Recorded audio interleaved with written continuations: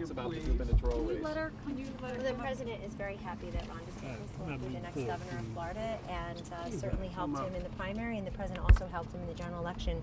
He was there, I think, twice in just 1 week, along with the vice president. I joined the vice president there last week. We had many people in Florida, and it's a hard-fought race. I think in both Florida and Georgia governor's races, you saw a lot of star power from the Democratic Party, and that they came up short because issues still matter to voters. I think that even though people like to focus on personalities, it's policy that matters to people, and principles matter even more. You think Rick Scott is going to win as well? Democrats Rick holding the Scott House. will win? How's it dealing with, you'll have a Democratic House now, how's it dealing with the checked presidency? A checked presidency? Yeah. Well, hopefully the Democrats will come with good ideas for the country, and this president will listen to those proposals. They're going to they have a burden to come here to the White House and present to the president. I think it's no accident, though, that the Republicans held and will gain in the United States Senate. That's pretty remarkable. In fact, it's historic. It's only happened 8 times in the last 80 years or so. So the fact that Republicans will gain more tonight is a real testament to the fact that many voters want their statewide officials to be people who will continue to have this economic boom going, are voting in favor of freedom and free markets. And I would just point out to you that the president went 5 for 5 in his last 2 days alone. On Sunday and Monday, he campaigned for governor of Georgia, Marsha Blackburn, Senate in Tennessee, Kemp in Georgia, Blackburn in Tennessee, and then yesterday, of course, I was with him when he barnstormed for Mike DeWine for governor, Mike Braun for Senate in Indiana, Josh Hawley in Missouri. Those are pickups in those Senate seats. It's pretty remarkable. Are you concerned about Rick Scott at this hour? Rick Scott, it looks like from what we see anyway right now that Rick Scott has cleared the half-a-point automatic recall. But I saw, as I was coming out here 15 minutes ago, it was too close to call, but obviously he's ahead as well. And that's a pretty big pickup. Bill Nelson, a long-time incumbent. But I think it's also a message to incumbents. You have to campaign, you have to connect with the voters. It's just amazing. Well, they're still going. I mean, you know the president, he's still sitting there. No, better than that. I love popcorn. He has spoken to several people. I've been there. He has spoken to several people. He's still there. He and the First Lady are right there, front and center, flanked by family and friends and senior advisors and some others. It's been a pretty buoyant night there, and he's been calling. There are always surprises every election. I don't want to comment on who he's called on either side. I'm not going to comment. The cheer that we just heard for DeSantis? Can you talk a little bit about that? Was before I came out. Is he concerned about Democratic control of the House right now and Democratic control of committees? Kind of what he could possibly work with Sure. Democrats on? But you mean that's also up to the Democrats. They've shown very little appetite for working with this president all along, and I think that's in large part why there's not the kind of shellacking, as President Obama deftly put it in 2010 when he suffered 63 grievous losses in the House, or the 54 seat loss that President Clinton suffered in 1994. It's because they've not been willing to work with this president. He was willing to do a deal on DACA and the Dreamers last January, almost a year ago, and we're still not there because they walked away from the table. Immigration reform is more than DACA. It's more than just the border wall. It's a very complex issue. They can come and make their proposals. Also, we have to keep the government running, the funding bill. We have to work on infrastructure, frankly. The president's made very clear about that. But the president doesn't want anything to happen with what's been an incredible economy through his deregulation, his tax cuts, his trade policies. Everywhere we go, we hear from job creators, job holders, job seekers. They're happy with this economy. I think that's reflected in a lot of the results tonight. Is he concerned about this impeachment threat? Kellyanne, the Democrats are talking We're not really talking about it. He said yesterday they'll do what they want to do, and he'll do what he needs to do.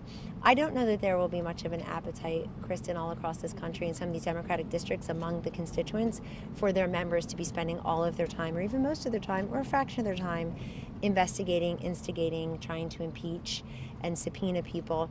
That's a decision they'll need to make, but you have to really give the voters what they want. And as far as I can tell, there aren't many voters out there who say, you know, I'm going to give you an affirmative vote today because you've promised to investigate everybody or impeach the president. There seems to be no little appetite for that. In fact, I've hardly heard the words Russian collusion all night, and I think there's something to that. They're talking about the economy, they're talking about health care, they're talking about immigration, they certainly are talking about I should say, national security around the world.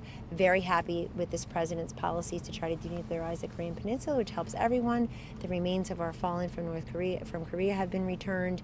This president is sanctioning Iran, sanctioning Russia when he needs to, pushing back on Assad when he gasses his people not once but twice.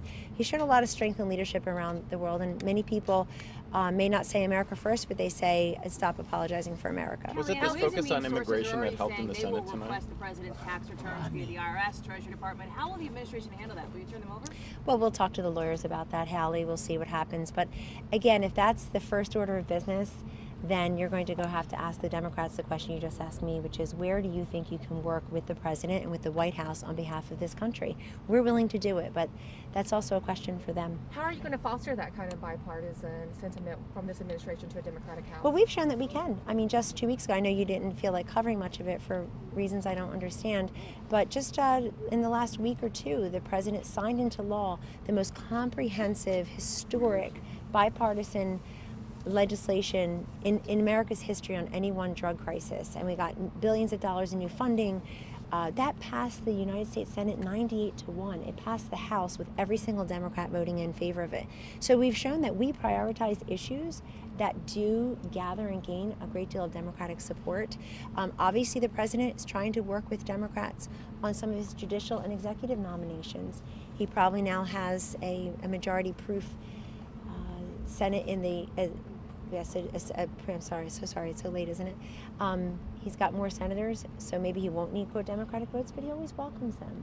And I think that if you see some of the Democrats who are winning these House seats tonight, and you take a look at these districts, particularly the ones that have flipped Republicans to Democrats, those Democratic members are going to have to ask themselves, what did my constituents ask me to come and do? And I guarantee you, it's not to obstruct, resist, to say stop all the time, and to try to impeach and impugn and investigate. He was criticized for focusing on the caravan so much. Do you feel like he was vindicated now? He's criticized where? At your news outlet? Where else was he criticized? He was criticized on several. Where? On several news outlets. Oh, media. Where else was he criticized? So are you saying that No. was the correct way to Answer your go? own question, because it's not a very good question. I'm Where else asking was you he the question, criticized? Kellyanne. Was You know, he he's been vindicated complimented in for. doing that? Well, you know, he's been complimented though for raising attention to the fact that we have people pouring over the border. In fact, the Customs and Border Patrol, if you ever bother to talk to them, they will tell you that people come over the border by the thousands every single day, so it may not even look that differently. But what is remarkable to many people is when you shine a light on an issue in a different way and people see it coming this way, and they say, well, you know what, maybe border security is national security. This president and the unaccompanied minor issue is the same. It's very similar to the one that President Obama faced in the summer of 2014. Congress has failed to act. They failed to act then, and they failed to act now. And in large part, Congress is mostly responsible for what happens moving forward with immigration policy in the United States of America, and they need to act. I don't think the president worries if he was vindicated or not about bringing attention to the caravan, but I think it's a major piece of news because people get to see what's happening. You've got Mexico. They've been terrific in trying to offer, third party, trying to offer a third safe country, trying to offer asylum to these individuals coming from the Northern Triangle countries, from Central America. Some of them are taking that. Some of them are saying, no, we want to come to America. So I think it's all an education for everyone to continue to look at that and not always try to boil it down to sound bites. So look, folks, the fact that we're not talking about a shellacking tonight, the fact that it took till 11 p.m. for most of your networks and print outlets to say, oh, we see now that the House will go Democratic, really tells you a lot about the president, our president, and my boss, how he doesn't repeat trends, he tends to make them. He doesn't repeat history, he tends to defy it. And it's pretty remarkable and historic, yet again, 2 years later, after he made history in an enormous way, that we're picking up in the United States Senate among entrenched incumbents who are very popular at home, like Bill Nelson in Florida, if in fact that continues to go Rick Scott's way. But certainly Joe Donnelly in Indiana, certainly a place where President Obama went and campaigned with him just this weekend, to Gary, Indiana, and certainly Claire McCaskill in Missouri. Is there any regret, though, with the ad that was deemed too racist by Fox News, NBC, CNN? That's a campaign ad. But you always are asking me about things that you never focus respectfully. Let's focus on what just happened tonight, which is voters responded, and I respect the will of the American people. We have not discussed that ad at all tonight. What Is about there any- 2020? Is this day one of the 2020 campaign tomorrow? Oh boy, Is he Hallie, I looking think at it? everybody needs a rest, don't they? Well, I mean, people Who's are, going to people are Paris? talking about it. Is he thinking about the re-elect? Is he starting on that? You know, today, one thing I'll tonight, tell you tomorrow? about the president and the many ways that I'm proud to work for him and proud that he's the president of the United States. I will tell you, one that always struck me through this entire cycle is that when his political team would tell him, well, you know, the party in power always loses the House and they often lose the Senate and it's just grievous losses, and you'd show him all the, but President George W. Bush was elected twice, President Bill Clinton was elected twice, President Barack Obama was elected twice. He would routinely say, I don't want to hear about that. I don't care about that. We have to focus on making sure that he, the president, the vice president, and those who go out there and do it, can help keep the House or help keep the Senate. Get people who can vote for an agenda that is about a booming economy, that is about peace and prosperity. So he's never been as focused on his race as he was in helping them. And you saw that last night. He got back here at 2:43 a.m. after yet another day out on the campaign trail. We're all just trying to keep up with this man. It's truly remarkable. But does the president see That's some fine. of his potential challengers, Kellyanne, tonight, in the winners, whether it be Kirsten Gillibrand, Elizabeth Warren? Good. I certainly hope Elizabeth not. I Warren. certainly don't. I hope that Bernie they win. Sanders. I hope they all run. This is a great democracy, and they can all have at it with each other, and we'll just watch for a while. There's really no reason for us to respond that much to any of them. I'm sure here and there the president may weigh in on each of them, but if they're looking at 2020, then they're answering your question, Yamiche. They're not looking at 2019. I am really struck how some people, especially the one who lost, still talking about 2016. It's odd. And then the others are talking about 2020. Where was 2017 and 2018? And what are they doing in 2019? This president's been very, the president talks about 2016 when he goes back to places like yesterday. Some of you were there. I certainly was, where the crowds looked exactly the same. The numbers were the same. The crowds were as enthusiastic. I think in 2016 the crowds were there because they were hopeful, and I think in 2018 the crowds were there because they are grateful. They are thankful. I guess the question is, are these midterms, does the president see these wins that the Republicans are able to pull off as some sort of, some sort of thing that he could look at to say, I'm going to keep my same message for 2020? People said that he shouldn't maybe run so hard line on immigration. There are Republicans who obviously voted because they like that hard. Well, line his stance. message for 2020 are his accomplishments as president. That is the best message that he'll have. What did I do in But are there office? lessons in It's not a that? message, it's a mission. And I think one big lesson, you just can't get around it, is that he made a difference in so many of these races. You look at Ron DeSantis in Florida, has been trailing in most of the polls, and the president helped him in the primary, certainly. I think Ron DeSantis had been down 15 points or so against a very qualified Republican opponent in that primary. And then, of course, the president going down there twice last week. The vice president been down there. Others have been down there. I think that the president made competitive some of these races. He had asked Rick Scott to run for that Senate seat a very long time ago, and Rick Scott, I think, has been a tremendous governor. So what's the lesson then? Well, the lesson is that there are many lessons, but the lesson is also that substance, not sound bites, matter. That just because people say things a million times doesn't make it true, and that people really do focus on policy, not personalities, and they focus on principles, not politics. So that's a great lesson, and I'm very proud of the voters for actually focusing on policy. And I think the president really made competitive so many of these Senate seats. We're up against 43 retirements, and we're up against, which included the Speaker of the House. And that's really difficult for us to keep the House under those circumstances, even though Speaker Ryan is out there raising money and campaigning for candidates as well. So when you think about digging out of a hole like that from the beginning, 43 retirements, and the trends, the historical trends against you, and the president emerges with gains in the Senate and some key governor's races having been won, not all, but some, it's pretty remarkable. I think it's a testament to him showing up. What did the president mean about having a softer mood tone, tonight? Kellyanne? Was the president, How did the president react to the news as the returns came in tonight? What was his mood? What was Well, his... he's been there in the East Wing in the residence cameras, all please. night, and still is and still is there watching the returns. He's been working the phones. He's been getting the returns from his war room, from a number of the people here working on that, talking to his senior team. His family is around him as well, and some friends. And he's been watching with great attention. And he will remember when they're going by the counties, or he'll look at the part of the state and say, we were just there, or I remember that in 2016, or isn't that where we went a couple weeks ago? And Andy Barr race early on, as I know all of you were watching it too, was a really big marker for the night, a great bellwether, because that is a race that the president specifically went in for 2 Saturdays ago. There was no senator or governor's race at the top of the ticket. It was specifically for Andy Barr in Kentucky. And the president, you know, he's a game day player, but he also, and he's always, you know, he's optimistically cautious. Different than cautiously optimistic, and he's the last one to say, look who just won, until they call the race, because as a great deal maker throughout his career, he knows you can walk away from the table and lose the deal at the last minute. So he always waits until the votes are called, until the race is called, watching all of your networks and looking online. But pretty happy tonight with the results. Got the vice president and the second lady next to him as well, but the president and first lady have been there basically all night. I started seeing them around 8:15, and they're still there. What did he say to his supporters, Kellyanne, when he addressed them? Did he give a speech tonight? Did he do what? No, there's no speech. It's just a time to watch the returns, have people. What was his look message? Oh, of course, we love to eat. What about the Attorney General? What did he There's mean lot about of having a discussion from the softer president tone? about He said Jeff that was a Sessions' regret future, yesterday, Kellyanne. that he wished he had a softer tone.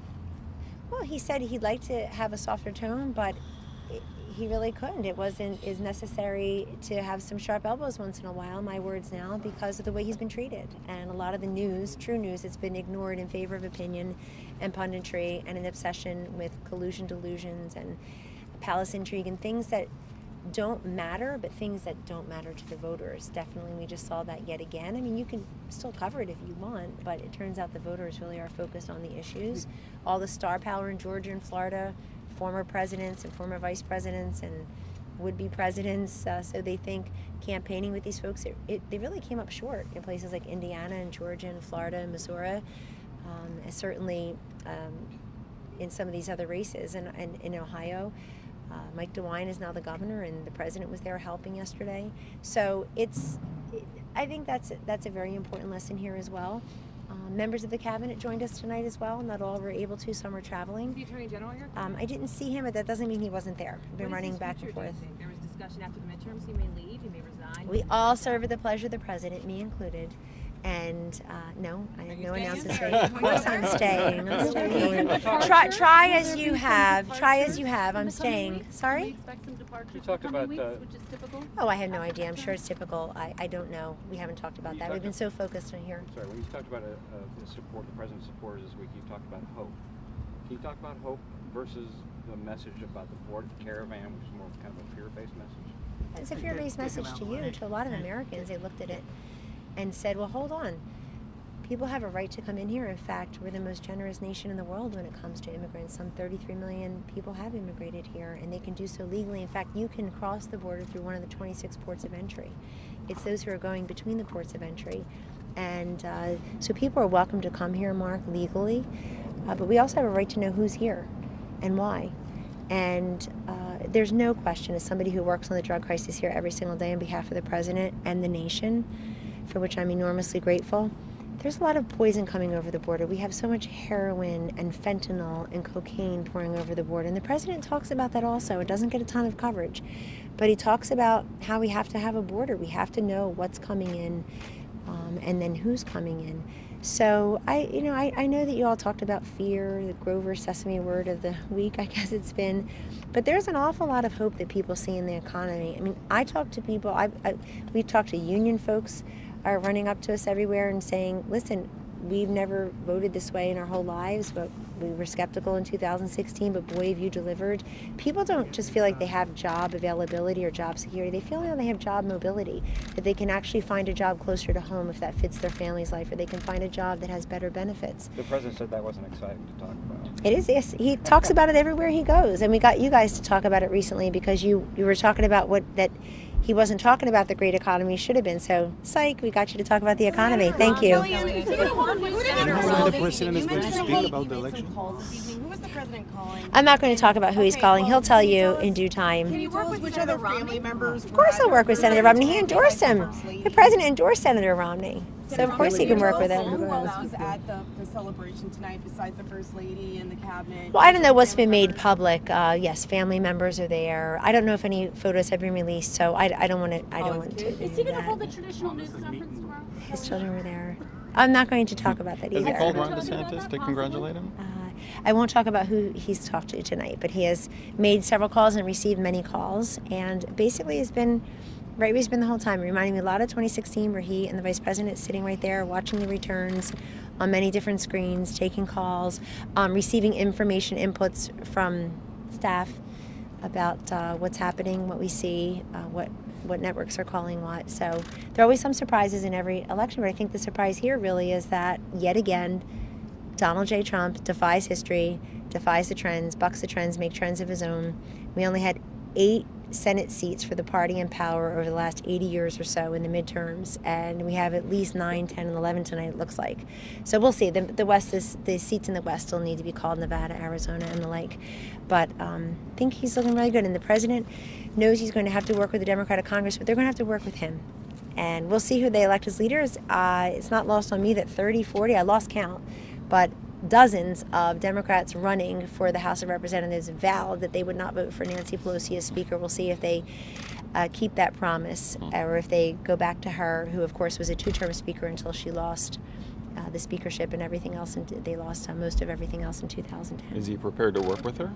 Certainly he'll work with her. He's tried here. I've seen her here a couple of times, a time or two, haven't you? Can you give us a sense how many calls? But look, what there's an appetite for in San Francisco is not always an appetite anywhere else in the country. If she thinks that all the U.S. citizens all across this country have an appetite for indictments and impeachments and subpoenas, there are a lot of members, new members, Democratic members, who I suspect will have a different idea, and then some Democratic House members who have survived this midterm election but know that they have to face the voters back home and explain why they voted against a tax cut a year ago that has brought bonuses or raises or both to 8 million Americans, an economic boom, these low unemployment rates among African Americans and Asian Americans, Hispanic Americans, women 64-year low. And I know many people here maybe didn't think it was important to women tonight that we have 65-year low unemployment rate among women, but boy, did it matter to them in some of these races. Do you think you can get a second round of tax cuts passed with the Democratic House? Yeah, what'd you have to eat? You think you can get another Steak?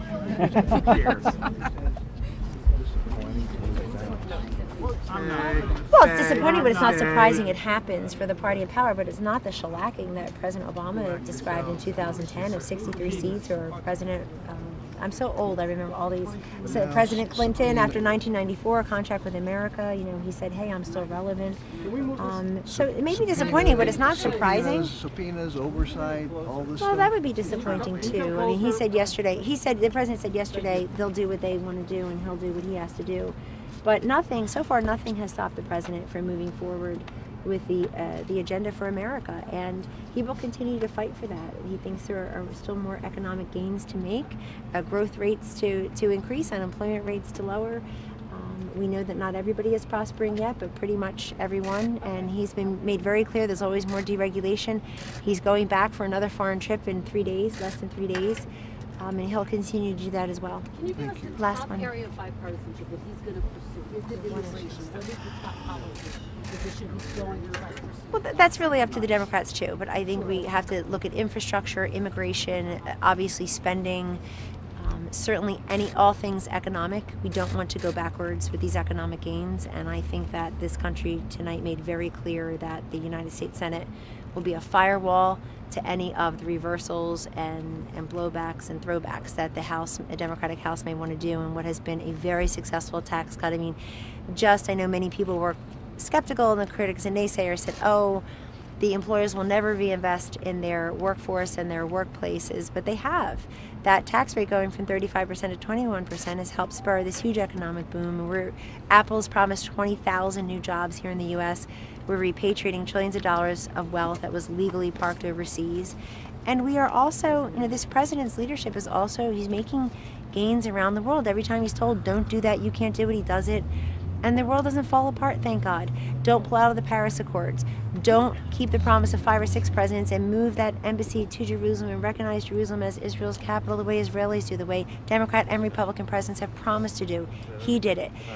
Don't pull out of the Iran deal. Don't sanction Iran. Don't go back. Don't hit back at Assad. And he just don't do the tax cut. He keeps doing it, not just to say, oh, gee, I can do it, but because he believes it's the right thing to do. And there's a great deal of peace and prosperity, and I think tonight, particularly in these statewide races, you saw many of the voters respond in kind. A lot of powerful and otherwise popular incumbents back at home lost tonight in their statewide re-election races. And I think that candidates and campaigns matter, and it's my very polite but firm forewarning to some of the Republican consultants in these races who've probably made a gazillion dollars this year. Congratulations to you. Before you want to blame the president and the White House in your blind quotes, remember that he was out there for many, many folks. Other folks didn't want him to campaign with them. Many of them lost tonight, I would note. And he put the economy in such a great position that anybody with an R after their name who was running was able to talk about that, according to the president. I'm just repeating what the president said here, so don't make those people lose their minds and give them something to do. So he has said that he put the economy in such a great, strong position that people, could run on that as well. And indeed, some of them did. Some refused to run with him, and some of them have lost tonight. But so there are the results. Last one. Do you think this result can affect his foreign policy?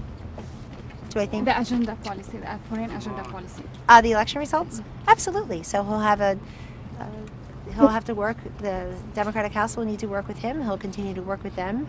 But this is a president who just 2.5 days from now, 3 short days from now, is leaving to go on another foreign trip, and he'll continue to do that. He'll continue to go to these multilateral meetings. He'll continue to do bilateral meetings. He'll continue to renegotiate trade deals that he thinks are very unfair to America, American workers, and American interests. And America first does not mean America alone, but it does indeed mean that national security and economic security, border security all go together, and that this president, don't count on him backing down on any of that, because he believes that to protect America as a country, American interests, Americans and American workers, he needs to have a very strong military, a very well-funded military, that we are a sovereign nation in need of physical borders. We have spent so much money over the years helping other countries protect their own borders, and it's high time we did it here. Many voters agree. Thank you all. Kellyanne, is there a plan to deal with all these investigations, the tax returns and everything else?